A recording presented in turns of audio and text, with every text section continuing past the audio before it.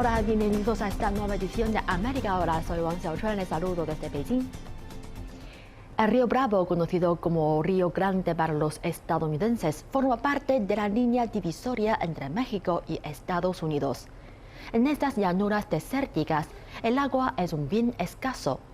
En 1944, los dos países alcanzaron un acuerdo para compartir el agua. La cuenca del río Colorado debe abastecer de agua a México y la del río Bravo a Estados Unidos. En 2020, sin embargo, México sufrió la peor sequía en décadas, poniendo en entredicho el pacto y evidenciando las preocupaciones de los agricultores, que necesitan el agua para labrar sus tierras. En esta edición de América Ahora, conoceremos de primera mano la opinión al respecto de autoridades, agricultores y analistas mexicanos. Posteriormente viajaremos al bosque tropical del norte de Guatemala, protegido por los descendientes de la civilización maya. Este bosque está hoy amenazado por la actividad de los traficantes de drogas. No se lo pierdan, comienza América Ahora. La peor sequía en décadas y las exigencias de Estados Unidos por el agua que México le debe desencadenan unas protestas en Chihuahua. El bosque tropical del norte de Guatemala está amenazado por la actividad de los traficantes de drogas. En 1944, México y Estados Unidos acordaron repartirse el agua de los ríos Colorado y Bravo, que forman parte del límite territorial de ambas naciones. Pero en 2020, la continuidad de dicho pacto se tambaleó. México, azotada por la peor sequía en décadas, debía enviar la cuota estipulada a su vecino del norte, a pesar de las protestas de los agricultores, quienes necesitan esa agua para labrar sus tierras. La presa de La Boquilla, construida en el cauce del río Conchos en 1910, está ubicada en Chihuahua, en el norte de México. Contiene un embalse con capacidad para almacenar casi 3.000 kilómetros cúbicos de agua, aproximadamente la misma cantidad que la presa Hoover de Nevada, un recurso de vital importancia en este estado desértico. Sin embargo, aunque el gobierno federal mexicano es el encargado de gestionar La Boquilla, las autoridades han dejado de estar en control de la represa. Desde lo más alto de los acantilados, unos ojos atentos vigilan todo cuanto aquí ocurre. Estamos resguardando lo que es la presa, estamos resguardando que no vengan los militares a querernos sacar otra vez. No, pues ellos aquí estaban y nosotros los desalojamos a ellos porque nos están robando el agua. Si llegan ellos a tomar la presa otra vez, la vez pasada éramos 7,000, ahora yo pienso que vamos a ser unos 30,000 o 40,000 personas. En septiembre de 2020, después de que el gobierno mexicano enviase órdenes para drenar la presa y redirigir sus aguas, 7,000 agricultores locales asaltaron la instalación. Armados con palos y piedras y siendo muy superiores en número, emboscaron a 700 soldados de la Guardia Nacional y los obligaron a retirarse y cerrar las compuertas. Han permanecido aquí desde entonces. No, es un orgullo estar aquí. Igual cuando llegamos a tomar la presa es un orgullo, es otra cosa. Pues de primero sí nos daba miedo, pero ya no. Ya no nos da miedo porque pues tenemos que defendernos. No ocurrió lo mismo en otras partes del estado. Bajo órdenes del gobierno federal, otros 2 embalses de Chihuahua se vaciaron en un momento en el que México hacía frente a la peor sequía en 35 años. Para estos manifestantes, el agua es lo que garantiza su futuro en un entorno político y natural que se torna cada vez más hostil.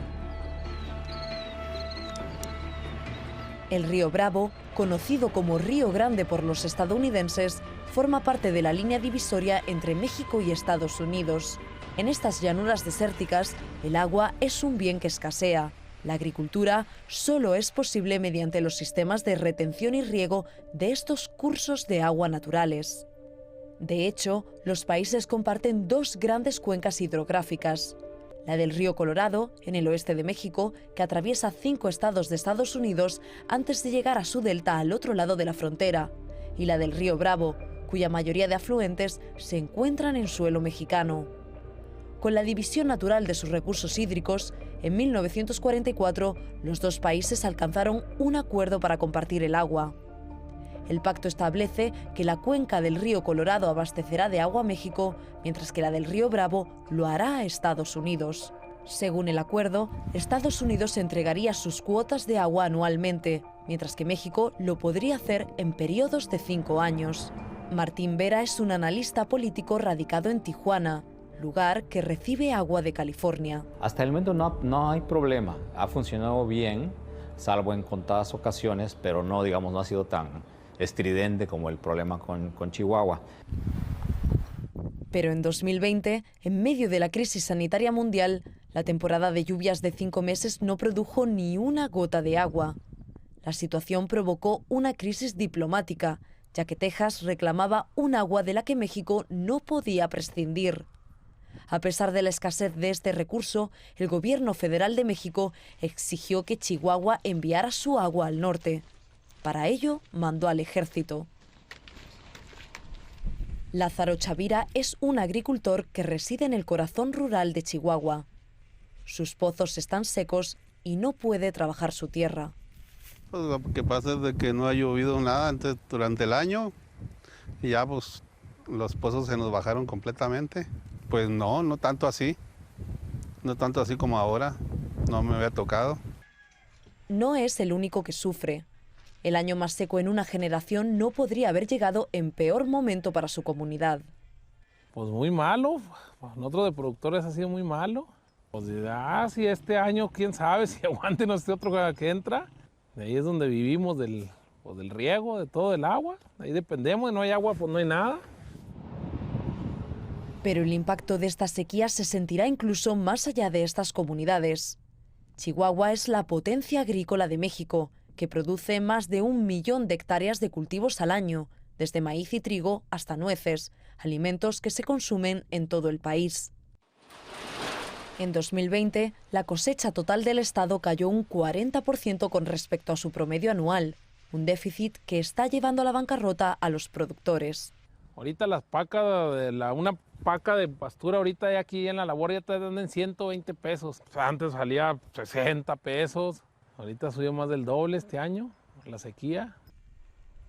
Todo apunta a que, mientras este año son los animales los que pasan hambre, el próximo lo serán las personas. La situación es tan grave que las familias que han vivido aquí durante generaciones están planteándose abandonarlo todo. Yo pues ya había pensado, le había dicho a mi señora, dije a lo mejor voy a tener que vender las vacas y sigue esto, si el otro año no llueve, ¿con qué las mantienes? Y comen mucho. En muchos ratos si ya no alcanzas a producir ni para ellas, pues tienes que venderlas e ir pues, a buscar otro trabajo en otro lado. No vamos a aguantar de aquí a diciembre porque ya entrando el año, pues para empezar de nuevo, pues no vamos a tener nada de agua. No sé cómo vamos a empezar, de qué forma. Pues la verdad no tengo rumbo. Pues más bien arrimarme a la política porque así es donde está bueno. Y es que, en lugar de sentirse respaldados por los líderes políticos mexicanos ante un momento de extrema necesidad, los agricultores de Chihuahua consideran que las autoridades se han convertido en una amenaza. Por ejemplo, el pasado agosto, en el embalse Las Vírgenes, los soldados de la Guardia Nacional abrieron las compuertas para vaciar el agua con el fin de pagar el tratado, mientras pescadores locales, como Hilario Cárdenas, observaban lo que ocurría sin poder hacer absolutamente nada al respecto. No se puede hacer nada. Es que tratan de... Pues están los soldados, para que no se arrimaran los agricultores a las turbinas, porque ellos querían cerrarla.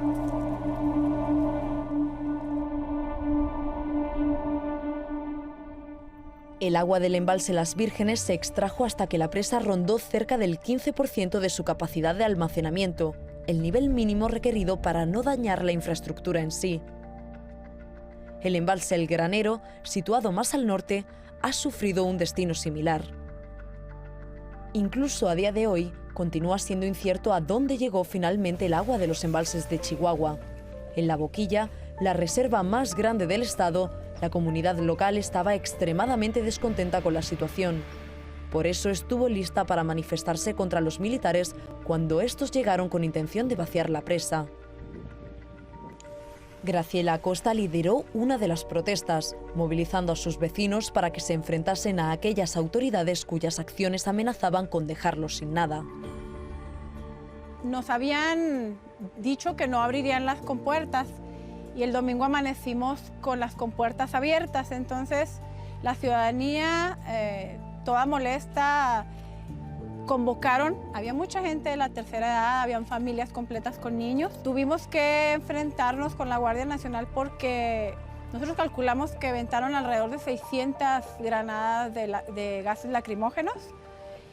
Y pues obviamente la gente estábamos decidida a cerrar esas compuertas a como diera lugar. Dieron con el general, hasta donde tengo entendido mis compañeros comentaron dar con el general. Y una vez que lo capturaron o que lo retuvieron, se dio la orden y se rindieran prácticamente. Sin embargo, el conflicto no estuvo exento de violencia. Durante la retirada de la Guardia Nacional, en el intento de arresto de un grupo de manifestantes, una mujer fue asesinada a manos de los militares. Las investigaciones y los testigos muestran que Jaime Torres y Jesse Silva iban en su camioneta y fueron acribillados por la espalda. A ella le dieron 5 balazos, los 5 entraron por la espalda y pues ella murió al instante. La Guardia Nacional no ha regresado a una zona que se encuentra tomada por los agricultores, quienes se han organizado para resistir a lo largo del embalse, instalando puestos de vigilancia y comunicándose por radio. Ahora son ellos quienes controlan la presa. Por su parte, el gobierno del estado de Chihuahua se ha negado a intervenir en el conflicto. Tampoco como gobierno del Estado estamos de acuerdo en medidas radicales por parte de los usuarios. No estamos de acuerdo en que subamos un conflicto a niveles de violencia, cuando, vuelvo a insistir, todavía existe la posibilidad del diálogo y la conciliación. Lamentablemente, esta parte de los participantes en el conflicto, pues entraron en un nivel de desesperación. Los agricultores han mantenido en funcionamiento la planta hidroeléctrica de la presa. Continúan haciendo guardia en la puerta principal, vigilando a todo aquel que entra y sale. Javier Navares es uno de los agricultores que gestiona diariamente la seguridad.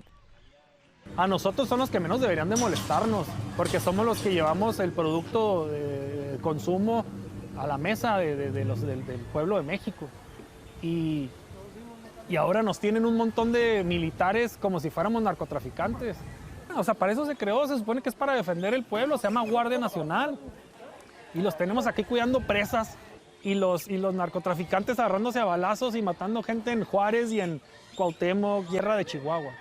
O sea, ¿cuál es la congruencia en eso? Y con la Guardia Nacional controlando las otras presas del Estado, este grupo de agricultores no piensa ceder. Pues también para nosotros es preocupación, porque no vamos a poder estar siempre así, ¿sí me entiendes? O sea, nosotros somos agricultores, nosotros nos dedicamos a trabajar. Vamos a estar dispuestos lo que se tenga que estar, el tiempo que se tenga que estar aquí.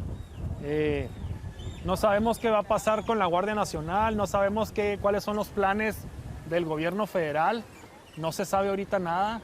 El gobernador de Texas envió una carta de queja al exsecretario de Estado estadounidense Mike Pompeo, en la que reclamaba que México no había cumplido a tiempo con los plazos de entrega. Sin embargo, no es la primera vez que surgen estos problemas. De hecho, han existido durante años, también en el oeste. Tijuana, en la frontera con California, depende de las entregas estadounidenses del agua del río Colorado. Ismael Plascencia es el director de la Universidad Autónoma de Baja California. El otro tema que hay aquí interesante es que no nos han entregado el agua que nos corresponde a Baja California por el tratado. Lo que sí, los norteamericanos dijeron, miren, ustedes no tienen represas para detener el agua. Cuando hay lluvias y que vienen desde allá y baja el río, el afluente se pierde. ¿Qué les parece si les guardamos el agua en las represas de acá de California y cuando la necesiten se las damos? Entonces ellos nos deben mucha agua. Yo dudo mucho que a la hora que les digamos, oye, danos el agua que necesitamos, no lo vayan a dar, ¿no? No obstante, hubo un acuerdo para solucionar la crisis internacional de 2020. El Tratado Internacional de 1944, celebrado entre México y los Estados Unidos, tiene una serie de opciones para poder cumplir, aún en condiciones como esta sequía, para trasladar los compromisos, y eso es lo que se hizo. A pesar de las reiteradas peticiones de CGTN, tanto el Gobierno Federal de México como la Comisión Federal del Agua del país declinaron hacer comentarios al respecto.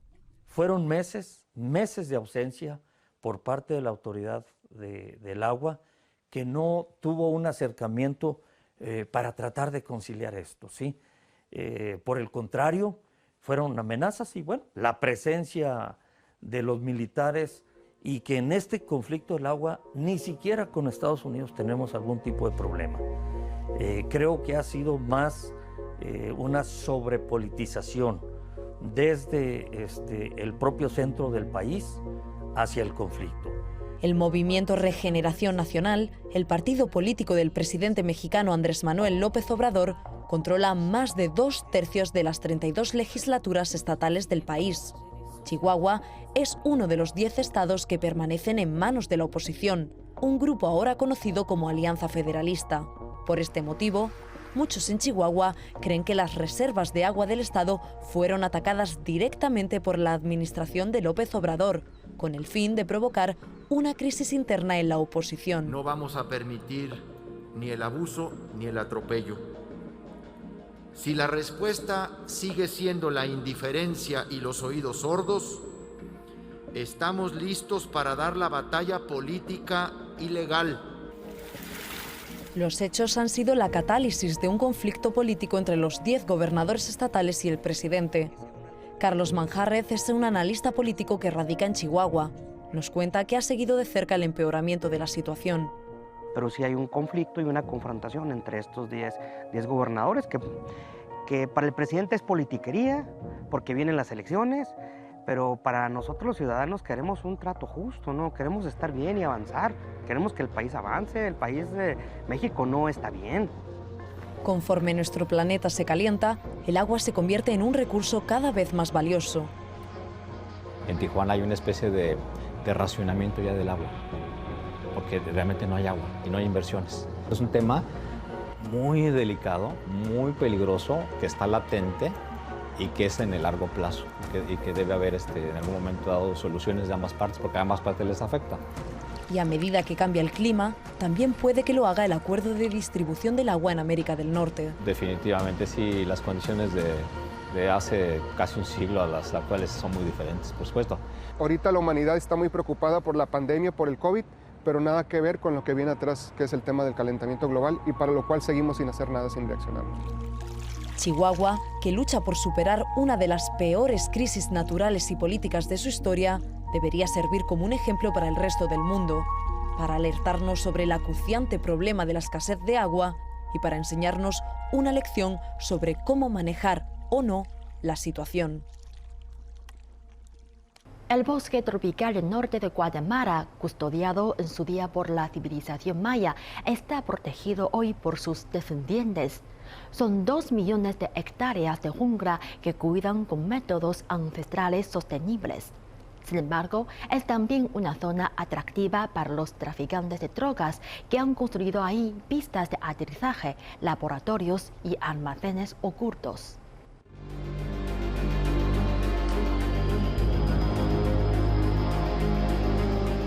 Una imagen asombrosa, un pequeño avión privado despega de una pista improvisada en la densa jungla del norte de Guatemala.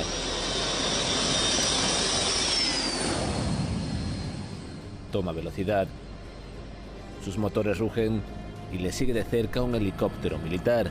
Al mando de los controles está un piloto de las Fuerzas Armadas guatemaltecas cuya misión es recuperarlo y confiscarlo. Lo abandonaron traficantes internacionales después de entregar decenas de kilos de droga. Escenas como esta son cada vez más comunes en la jungla del norte de Guatemala. Normalmente frondosos, los exuberantes bosques subtropicales son talados para crear temporales y precarias pistas de aterrizaje para pequeños aviones. Las usan traficantes de droga para transportar su mercancía, principalmente cocaína, desde Venezuela y Colombia a la jungla guatemalteca. Normalmente abandonan los aviones tras el aterrizaje y quedan como solitarias muestras de la capacidad de improvisación del comercio ilegal de drogas. El departamento de Petén, en el norte del país, ha tenido durante mucho tiempo una importancia estratégica para los traficantes debido a su proximidad con México y a la porosa frontera que separa a ambos países. A mediados de los 90, cuando las autoridades estadounidenses cortaron las rutas tradicionales por el Mar Caribe que los traficantes usaban para transportar sus cargamentos de América del Sur a Estados Unidos, los cárteles de la droga comenzaron a utilizar nuevas rutas por tierra a través de América Central y México. La jungla de Guatemala se convirtió en un importante paso para el comercio de droga. El ejército guatemalteco puede controlar más del 50% de la jungla de Petén, con 1000 miembros de 2 brigadas especializadas para detectar e interceptar el contrabando. El coronel Rubén Tellez es portavoz de las Fuerzas Armadas de Guatemala. Estas organizaciones transnacionales o estos grupos transnacionales aprovechan la magnitud del terreno de Petén y pues la geografía del Petén, que siendo un terreno bastante plano en su mayoría, pues se presta para este tipo de operaciones, ¿verdad? Y realmente lo que hay que entender es qué necesita usted para tener una pista clandestina. Una pista clandestina no se puede definir per se. Es cualquier espacio de terreno plano con la longitud suficiente que permita un aterrizaje. El despegue no es de tanto interés de estos grupos, pues las aeronaves, la pérdida de la aeronave no representa una pérdida económica para ellos.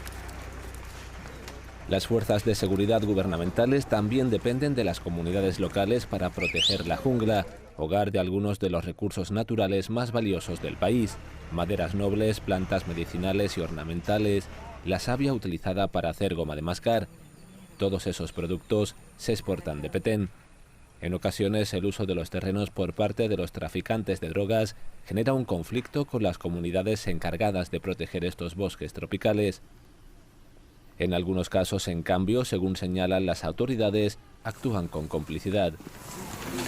Se han producido agrias y a veces peligrosas disputas entre las autoridades, las comunidades locales y las organizaciones de tráfico de drogas.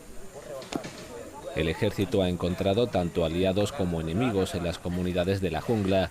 Ha constatado que algunas comunidades colaboraban con los traficantes para mantener las pistas de aterrizaje libres de vegetación o aportaban información sobre las patrullas de seguridad. El ejército, las unidades que se encuentran desplegadas en Petén, mantienen relación estrecha con las comunidades que se encuentran dentro, bueno, en todo el territorio de Petén, en especial con estas comunidades que se encuentran dentro de lo que son las áreas protegidas. Se trata de mantener una comunicación cercana con ellos, se trata de convivir con ellos en todas las necesidades, asistirles cuando es necesario, pero no se puede negar el hecho de que ha habido un par de ocasiones en que se ha tenido problemas con estas comunidades, en el sentido de que los comunitarios se organizan e impiden que se realicen operaciones de este tipo. Hay 3 fechas específicas durante este año, una en febrero, 2 en febrero y una en mayo, en que se realizaron operaciones antinarcóticos o contra el narcotráfico y que los comunitarios se organizaron para impedir este tipo de operación. La relación entre las comunidades y la jungla se remonta a multitud de generaciones, pero en el último cuarto de siglo, decenas de pequeños asentamientos indígenas de la jungla de Petén han recibido el encargo oficial de custodiar el bosque. Como resultado del Acuerdo de Paz de 1996, tras décadas de conflicto civil, el gobierno guatemalteco ofreció a las comunidades concesiones para la explotación sostenible de los recursos forestales. Las familias trabajan juntas en la recolección de plantas ornamentales para su exportación a Estados Unidos y en la extracción de maderas nobles para suelos y muebles de lujo en Europa. Estas concesiones ofrecen una forma sostenible de ganarse la vida a las comunidades locales mientras se promueve una gestión responsable del entorno. Dominga Choc pertenece a la comunidad indígena de Oaxactún, ubicada en la reserva de la biosfera maya. Tiene 21.000 kilómetros cuadrados de bosques protegidos con cientos de especies de plantas y animales. Se creó en 1990 como modelo de equilibrio sostenible entre la necesidad de desarrollo económico y de proteger el medio ambiente. Afirma que su comunidad es consciente de que hay que salvaguardar estos terrenos frente a la actividad de los traficantes de drogas que amenaza a todo el ecosistema. Sí, lo queremos pues para sobrevivir de lo que nos da el bosque, porque sin bosque no hay vida. Ajá, y nos ha apoyado pues más en el tema de Chate, que es la principal cadena y custodia alimenticia de la comunidad. El Chate, los 365 días del año, pues nos mantiene, por decirlo así. No somos muy celosos, cuidadosos por ese lado, porque queremos cuidar y estar sanos y solventes ante nuestras autoridades. como dicen, mire, se está quemando, por decirle, Laguna Tigre. Son ellos, ¿verdad? Sus guardianes deben de cuidar ahí. Son otros casos, ¿verdad? Pero aquí, en nuestro caso. Pero ahí son ellos, nosotros vamos a cuidarnos nuestra porción.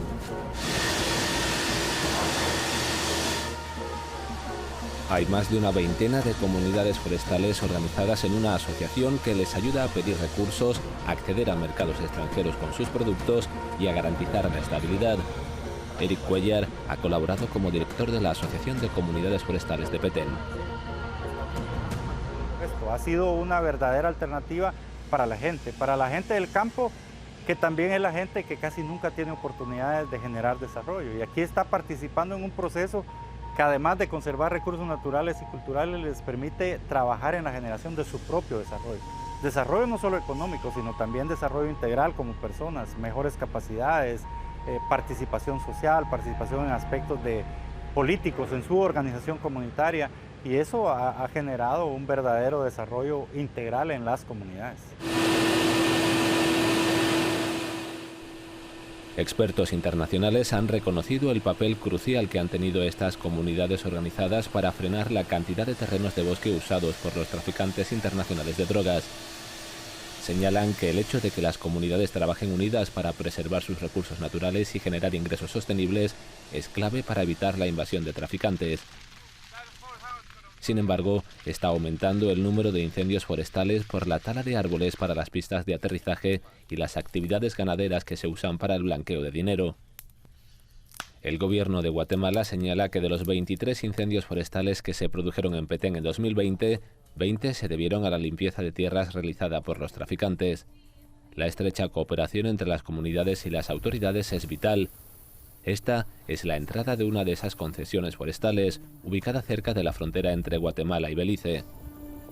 Un poco más allá de la puerta de acceso, un pequeño claro acoge a un pelotón del ejército que trabaja con la comunidad patrullando la zona.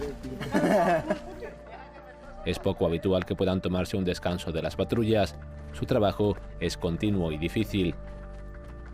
Patrullan por tierra y aire. Bienvenidos a la Laguna del Tigre. Infantería de selva, a la hora esté mi coronel. Infantería de selva, patrulla de avanzar. Sin embargo, algunos líderes comunitarios afirman que no se está haciendo lo suficiente para proteger a los bosques del tráfico de drogas. Consideran que las patrullas del ejército son irregulares y que la captura de aviones o la destrucción de aeródromos clandestinos son más bien ejercicios de relaciones públicas que esfuerzos para lograr incautaciones. La comunidad de Oaxactún, fundada por cosechadores de goma a finales del siglo pasado, es hogar de un importante emplazamiento arqueológico, un antiguo laboratorio astronómico. Simboliza la riqueza cultural de Petén y todo está en juego. Norteamericanas por su sabor y olor. Neria Herrera, antigua alcaldesa de Oaxactún y activista medioambiental, es crítica con la gestión de la región que ha hecho el gobierno durante décadas. Somos la tercera parte de Guatemala. Somos el departamento del Petén con 35.800 y Tlajuana de kilómetros. ¿Por qué no proteger a este departamento verde que le da vida no solo a nosotros, sino a muchas partes del mundo? ¿Por qué no protegerlo? ¿Qué hace el gobierno? ¿Por qué no manda gente en lugar de estar atrás de los escritorios a ver cómo vivimos aquí? El ejército afirma que ha habido casos en los que algunas comunidades han actuado en connivencia con los traficantes para permitir luchas clandestinas de drogas. En un incidente ocurrido a finales de 2019, 3 soldados fueron asesinados cuando patrullaban cerca de una comunidad. En 2020 se incautaron cerca de 30 aviones, se destruyeron 17 pistas ilegales de aterrizaje y se confiscaron alrededor de 8.000 paquetes de cocaína. Sin embargo, los expertos señalan que el número de operaciones exitosas de tráfico de drogas es mucho mayor. Mientras siga existiendo demanda de este flujo de drogas desde Sudamérica a los mercados de consumo del norte, países como Guatemala y sus junglas fronterizas seguirán teniendo una importancia estratégica para los traficantes, una situación que pone en peligro a la jungla y a sus valiosos recursos.